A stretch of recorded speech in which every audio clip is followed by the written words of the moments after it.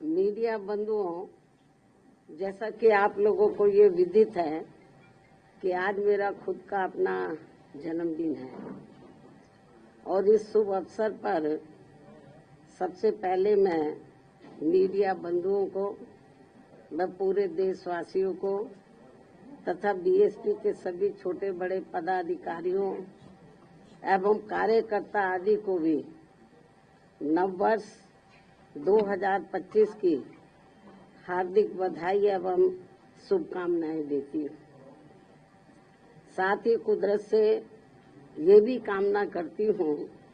कि अपने देश में ये नववर्ष इन सभी की जिंदगी में खूब खुशहाली व तरक्की लाए। इस कामना के साथ ही अब मैं अपने जन्मदिन के संबंध में ये कहना चाहूंगी कि नव वर्ष के पहले महीने में ही अर्थात आज के ही दिन दिनांक 15 जनवरी को पूरे देश भर में पार्टी के लोग मेरा जन्मदिन, विशेषकर इसे जन कल्याणकारी दिवस पीपल्स वेलफेयर डे के रूप में मनाते हैं और इस दौरान उन जन कल्याणकारी योजनाओं के बारे में अपने लोगों को बताते हैं जिन्हें यहाँ यूपी में 4 बार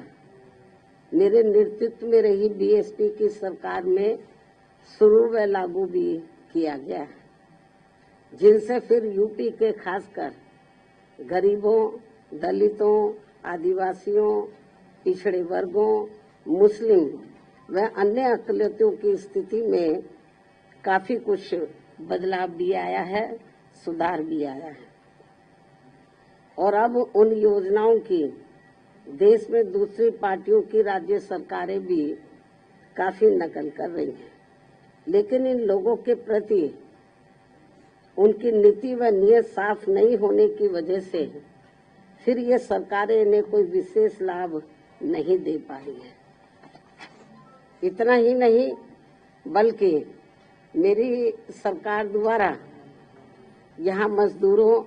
बेरोजगारों, किसानों, व्यापारियों व अन्य मेहनतकश लोगों के साथ ही युवाओं, महिलाओं, बुजुर्गों एवं विकलांगों आदि के हितों में भी अनेकों नई नई जन कल्याणकारी योजनाएं शुरू व लागू भी की गई हैं, जिनसे इन्हें काफी ज्यादा लाभ पहुंचा है और जिनसे प्रेरित होकर अब पार्टी के लोग यहाँ फिर से यूपी में व यूपी की तरह पूरे देश में भी ऐसी ही जन कल्याणकारी सरकार बनाने के लिए पूरे जी जान से लगे और यदि इसके लिए पार्टी द्वारा किए गए कार्यों के प्रति इनकी पूरी ईमानदारी व निष्ठा आदि होती है तो फिर यही मेरे जन्मदिन पर इनका हमेशा ये विशेष तोहफा भी होगा। इस उम्मीद के साथ ही अब मैं अपनी पार्टी के ऐसे सभी छोटे बड़े पदाधिकारियों, कार्यकर्ताओं एवं शुभचिंतकों आदि का भी हार्दिक दिल से आभार एवं शुक्रिया अदा करती हूँ, जो इसी सोच व धारणा के तहत ही मेरा जन्मदिन मना रहे हैं। साथ ही इस अवसर पर परम पूज्य बाबा साहब डॉक्टर भीमराव अम्बेडकर एवं मान्यवर श्री कांशीराम जी के कारवां को आगे बढ़ाने के लिए बीएसपी को पूरे तन मन धन से सहयोग करने का अपना संकल्प भी दोहरा रहे हैं और अब उनका बढ़ चढ़कर यही नारा है जो आज के दिन जो वो लोग नारा लगा रहे हैं मेरा जन्मदिन मनाने के मौके पर वो नारा लगा रहे हैं कि बाबा साहब का मिशन अधूरा बीएसपी करेगी पूरा। मान्य बहन जी करेगी पूरा, खूब नारे लगा रहे हैं जो बड़े बड़े पूंजीपतियों व धन्ना सेठों के धन बल पर नहीं बल्कि बहुजन समाज के गरीब एवं अन्य स्वाभिमानी मेहनत का समाज के लोगों के खून पसीने की कमाई के अंशदान से ही पूरा होगा। ये नारा तो नारा लगाने से काम नहीं चलेगा, तो उसके लिए इनको हर क्षेत्र में एफर्ट्स भी करने होंगे। इसके साथ ही अब मैं अपने जन्मदिन के इस खास मौके पर भी देश में विशेषकर अनुसूचित जाति, जनजाति एवं अन्य पिछड़े वर्गों में समय समय पर जन्मे अपने उन सभी महान संतों, गुरुओं व महापुरुषों में भी खासकर महात्मा ज्योतिबा फूले, श्री छत्रपति शाहू जी महाराज, श्री नारायण गुरु, परम पूज्य बाबा साहब डॉक्टर भीमराव अम्बेडकर एवं मान्यवर श्री कांशीराम जी आदि को भी पूरे तय दिल से नमन एवं आदर सत्कार करती हूँ, जिन्होंने अपनी पूरी जिंदगी इन वर्गों के लोगों को अपने पैरों पर खड़ा करने के लिए समर्पित की है, जिनके अधूरे रहे कारवां को आगे बढ़ाने के लिए अब मेरी भी पूरी जिंदगी लगी हुई है, जिससे प्रभावित होकर ही मान्यवर श्री कांशीराम जी के जीते जी से ही पूरे देश में पार्टी के लोग आज के दिन अर्थात हर वर्ष 15 जनवरी को मेरा जन्मदिन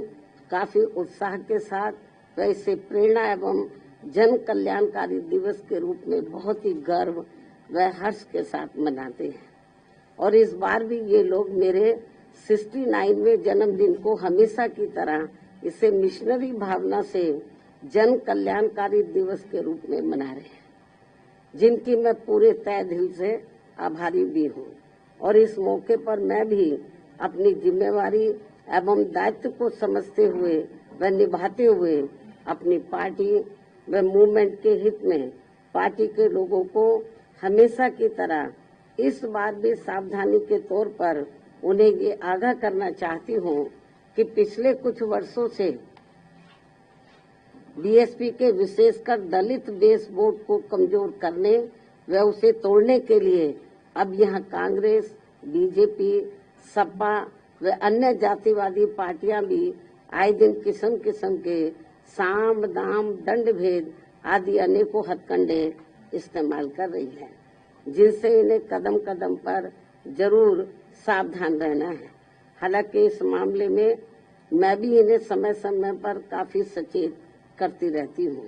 वरना ये सभी जातिवादी पार्टियां इन्हें कभी भी सत्ता में आसीन नहीं होने देंगी और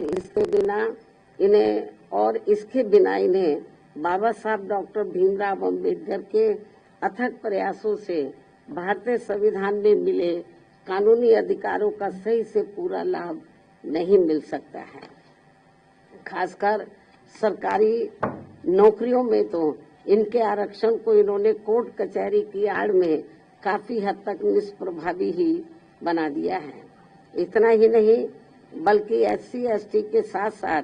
OBC वर्गों के लोगों को भी आरक्षण एवं अन्य कानूनी अधिकारों का अभी भी इन्हें पूरा लाभ नहीं दिया जा रहा है। और अब कांग्रेस पार्टी तो सही समय पर आने पर इनके आरक्षण को ही पूरे तौर से खत्म करने में लगी है, जिसका ये ऐलान भी कर चुके हैं। ऐसे में कदम कदम पर कांग्रेसी नेताओं द्वारा संविधान को दिखाना व नीले कपड़े आदि पहनकर किस्म किस्म की नाटकबाजी करना, ये सब यहाँ दलितों एवं अन्य उपेक्षित वर्गों के साथ इनका छलावा व ढोंग नहीं है तो और क्या है। इस पर भी इन लोगों को जरूर ध्यान देना है। जबकि देश में बीएसपी मूवमेंट के कारण दलितों एवं अन्य उपेक्षित वर्गों में परम पूज्य बाबा साहब डॉक्टर भीमराव अम्बेडकर एवं उनके निर्मित किए गए मानवतावादी संविधान के प्रति आई जागृति व सत्ता संघर्ष हेतु आई चेतना आदि के कारण अब विशेषकर दलित एवं आदिवासियों के वोटों को हथियाने में इन सभी विरोधी पार्टियों में उनके चहेते बनने की भी काफी होड़ लगी हुई है, किंतु उनका हक छीनने में अभी भी कोई पार्टी पीछे नहीं है। अर्थात ये सभी पार्टियां एक ही थैली के चट्टे बट्टे हैं और जिस प्रकार से जातिवादी सोच व द्वेष के तहत चलकर कांग्रेस पार्टी की सरकारों में बाबा साहब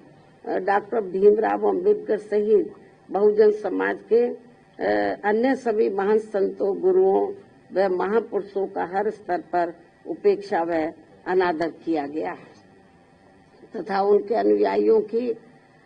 हर स्तर पर अवहेलना की गई है, वह किसी से छिपा नहीं है और ना ही दलित एवं अन्य उपेक्षित वर्गों के लोग उसे कभी भुला सकते हैं। और इस मामले में भाजपा व उनकी सरकारें भी कोई पीछे नहीं है, बल्कि जिस प्रकार से इस पार्टी के वरिष्ठ मंत्री ने संसद में बाबा साहब का अपमान किया है और उसका अभी तक भी उन्होंने पश्चाताप नहीं किया है, तो उससे अब इन वर्गों में इस पार्टी के प्रति रोष व आक्रोश कभी भी कम होने वाला नहीं है। चाहे इनके वोटों के लिए ये पार्टी आए दिन कितने भी अभियान क्यों न चलाती रहे और इस मामले में घोर जातिवादी चाल चरित्र व चेहरे वाली समाजवादी पार्टी भी विशेषकर दलित वोटों के स्वार्थ में अपना रूप थोड़ा बदला दिखाने के लिए आए दिन किस्म किस्म के हथकंडे इस्तेमाल करने में लगी रहती है। जबकि यूपी में इनकी सरकार में दलितों के प्रति अन्याय, अत्याचार व इनके महापुरुषों का हुआ अपमान आदि को भला कौन भुला सकता है। इससे ये स्पष्ट है कि बाबा साहब एवं उनके संविधान तथा उनके द्वारा मिले आरक्षण व अन्य संवैधानिक अधिकारों को लेकर दलितों एवं अन्य उपेक्षित वर्गों की राजनीतिक शक्ति बीएसपी से ही बन पाई है, किंतु इनके वोटों के स्वार्थ के लिए कांग्रेस, बीजेपी व सपा आदि अब आसानी से कामयाब होने वाली नहीं है, जिसके लिए ये पार्टियां आए दिन किस्म किस्म के हथकंडे भी इस्तेमाल कर रही है, जिनसे इन लोगों को हमेशा सावधान रहना है। हालांकि इन वर्गों के साथ साथ अन्य सभी मामलों में भी केंद्र व राज्य सरकारों की अधिकांश चल रही गलत नीतियों एवं गलत कार्य प्रणाली की वजह से ही अब देश की जनता काफी ज्यादा दुखी व परेशान भी है, जो ये आए दिन ऐसी सरकारों के विरुद्ध काफी आवाज भी उठा रहे हैं, जिनसे भी अब कोई हल नहीं निकल पा रहे हैं। ये भी बड़ी चिंता की बात है। रोटी रोजी के नए नए नियम कानून बनाकर उनकी आड़ में भी यहाँ बेरोजगारों को वर्षों तक नौकरियों से वंचित रखा जा रहा है। फिर चुनाव में उनका मुंह बंद करने के लिए इनको किस्म किस्म के लुभावने वायदे कर दिए जाते हैं, जिनसे इन्हें अभी तक कुछ भी हासिल नहीं हो पा रहा है। जबकि यूपी में हमारी पार्टी की 4 बार रही सरकार में हमने खासकर गरीब एवं बेरोजगार लोगों को किस्म किस्म के लुभावने वायदे न करके उन्हें सरकारी व गैर सरकारी क्षेत्रों में बड़ी संख्या में रोटी रोजी के साधन उपलब्ध कराए हैं, जिनसे आप सभी अवगत हैं। लेकिन दुख इस बात का है कि चुनाव में भोली भाली जनता अपनी पार्टी के इन सब कार्यों को भुलाकर विरोधी पार्टियों की गारंटी व लुभावने वायदों आदि के बहकावे में आकर पुनः ऐसी सरकारों को सत्ता में ले आते हैं, जिनकी शुरू से ही कथनी व करनी में काफी अंतर रहा है। इसके साथ साथ देश में दलितों, आदिवासियों व अन्य पिछड़े वर्गों को अब खासकर सरकारी नौकरियों में उन्हें आरक्षण का भी पूरा लाभ नहीं मिल पा रहा है, अर्थात अब इनकी ये सुविधा ना के बराबर ही रह गई है। मुस्लिम व अन्य धार्मिक अल्पसंख्यक समाज के लोग भी हर मामले में अब अपने आप को काफी असुरक्षित ही महसूस कर रहे हैं, जिससे इनका विकास भी रुका हुआ है। केंद्र व राज्य सरकारों की भी गलत आर्थिक नीतियों के कारण आए दिन देश में गरीबी, बेरोजगारी एवं महंगाई। ये थोड़ा दरवाजा खोल दो भाई, क्योंकि खांसी आ रही है मीडिया को, तो थोड़ा खोल दो। केंद्र व राज्य सरकारों की भी गलत आर्थिक नीतियों के कारण आए दिन देश में गरीबी, बेरोजगारी एवं महंगाई आदि भी काफी ज्यादा बढ़ रही है, जिससे विशेषकर यहाँ गरीब एवं मध्यम वर्ग के लोग सबसे ज्यादा परेशान व दुखी भी हैं। ऐसे में अब मैं अपने जन्मदिन के मौके पर सर्व समाज के लोगों में से खासकर दलित एवं अन्य उपेक्षित वर्गों के लोगों से यही कहना चाहती हूँ कि इन्हें अपनी सभी समस्याओं से छुटकारा पाने के लिए अब बाबा साहब डॉक्टर भीमराव अंबेडकर एवं मान्यवर श्री कांशीराम जी आदि के बताए हुए रास्तों पर ही चलना होगा, वरना इनकी जिंदगी सदियों पुरानी यहाँ गुलाम व लाचारी बनकर रह जाएगी। जिससे बचने के लिए अब इन वर्गों के लोगों को एकजुट होना व सत्ता में आना बहुत जरूरी है। साथ ही इसके लिए इनको कांग्रेस, बीजेपी व अन्य जातिवादी पार्टियों के सभी हथकंडों से भी हमेशा ही सावधान रहना है, जिनके बारे में समय समय पर मैं खुद भी अपने लोगों को सचेत करती रहती हूँ। और अब मेरा यही कहना है कि यदि हमारी पार्टी के लोग हर स्तर पर सावधानी बरतते हुए अपनी पार्टी व मूवमेंट को आगे बढ़ाते हैं, साथ ही समय समय पर जो भी इन लोगों को पार्टी से संबंधित जरूरी कार्य व दिशा निर्देश आदि दिए जाते हैं और यदि वे समय से उन पर पूरी ईमानदारी व निष्ठा से अमल करते हैं और अपनी पार्टी व मूवमेंट को हर चुनौती का मुकाबला करके उसे आगे बढ़ाते हैं तथा सत्ता में भी लाते हैं, तो तभी फिर यह अपने लोग विकसित हो सकते हैं तथा वे आत्मसम्मान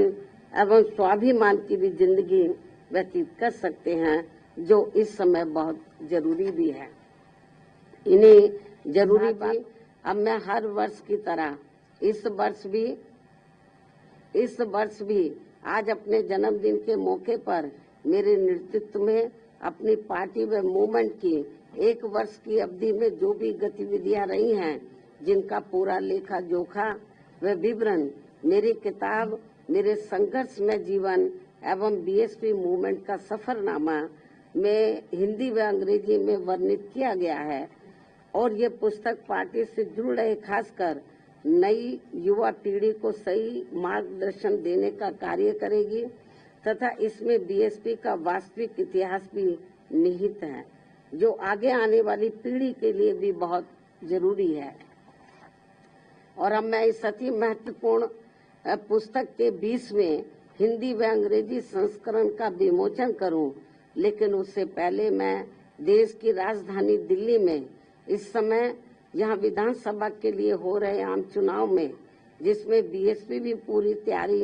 व दमदारी के साथ अकेले ये चुनाव लड़ रही है और जिनसे मुझे ये पूरी उम्मीद है कि इस बार चुनाव में हमारी पार्टी पहले से बेहतर रिजल्ट जरूर लाएगी, बशर्ते यदि ये चुनाव पूरे तौर से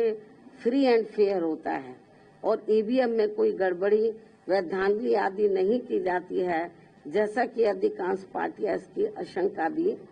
जता रही हैं। साथ ही आप लोगों को ये भी मालूम है कि इस चुनाव में दिल्ली में जो असेंबली का चुनाव हो रहा है, इस चुनाव में कांग्रेस, बीजेपी व आम आदमी पार्टी पूर्व की तरह इस बार भी जनता को अनेकों लुभावने वायदे व गारंटी आदि देकर ये चुनाव लड़ रही है, जिसमें काफी होड़ मची हुई है। जबकि इन पार्टियों ने यहाँ कई बार सत्ता में रहकर अपने किसी भी चुनावी वायदे को पूरा नहीं किया है। इतना ही नहीं बल्कि दिल्ली में अपनी रोटी रोजी के लिए बड़ी संख्या में खासकर नजदीक के राज्यों से और उसमें भी यूपी व बिहार से आकर अधिकांश झुग्गी झोपड़ियों में बसे लोगों के साथ तो यहाँ इन सभी विरोधी पार्टियों की रही सरकारों ने हर स्तर पर इनके साथ काफी सोतेला रवैया अपनाया है। कोरोना काल में तो इनके साथ काफी बुरा बर्ताव किया गया है, जिसकी जानकारी आप सभी को है। इसके साथ ही दिल्ली के गवर्नेंस को लेकर आप पार्टी की दिल्ली सरकार व केंद्र सरकार भी कोई कम नहीं है और कांग्रेस पार्टी तो इन दोनों की जननी है,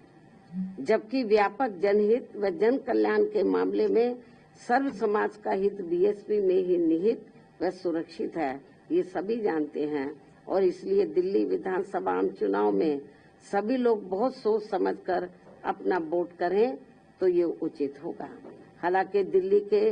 करोड़ों लोगों की रोटी रोजी, हर प्रकार की सुख शांति, कानून व्यवस्था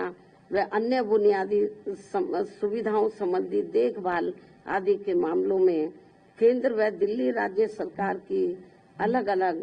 कानूनी जिम्मेदारियां हैं, जिसके अभाव को लेकर कोई सरकार अपने आप को